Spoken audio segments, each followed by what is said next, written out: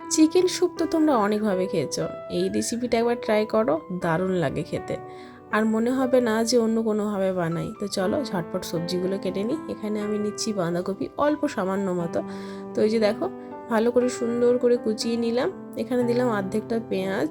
সুন্দর করে সব কুচিয়ে নিতে হবে, কারণ আমি এগুলো তো কুকারে দেবো না সেদ্ধ হতে। সেই জন্য সুন্দর করে যত তোমরা কুচো করবে তত সুন্দর খেতে লাগবে। গাজরগুলোকে কুচিয়ে নিচ্ছি। এই যে দেখো, সবজিগুলো আমি একে একে সব কেটে নিচ্ছি। তারপরে আমি এখানে কুচিয়ে নিলাম আদা আর রসুন। ব্যাস এগুলোই লাগবে, আর বেশি কিছু কিন্তু আমার লাগবে না।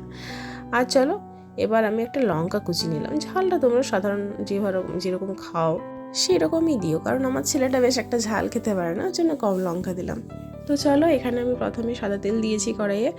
এরপর সব সবজিগুলো ভেজে নেব। রসুনটা একটু ভেজে নেওয়ার পর আমি সব সবজিগুলো একসাথে দিয়ে দিয়েছি। এরপর আমি দিয়ে দেবো এখানে পরিমাণ মতো লবণ। ব্যাস, এরপর একটু ঢেকে দেব যাতে সেদ্ধ হয়ে যায়। যত ভালোভাবে সেদ্ধ হবে ততই যেন স্বাদ বেড়ে যায়। তো চলো, এবার আমি এই যে চিকেনটা কিমা করে রেখেছিলাম সেই চিকেনটা এর মধ্যে দিয়ে দিচ্ছি।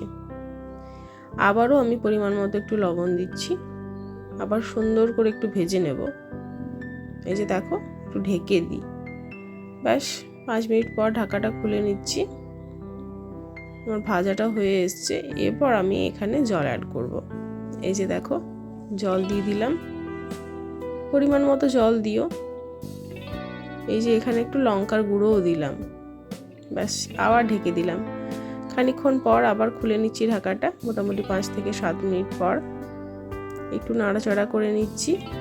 এবার আমি এখানে অ্যাড করছি গোলমরিচ গুঁড়ো।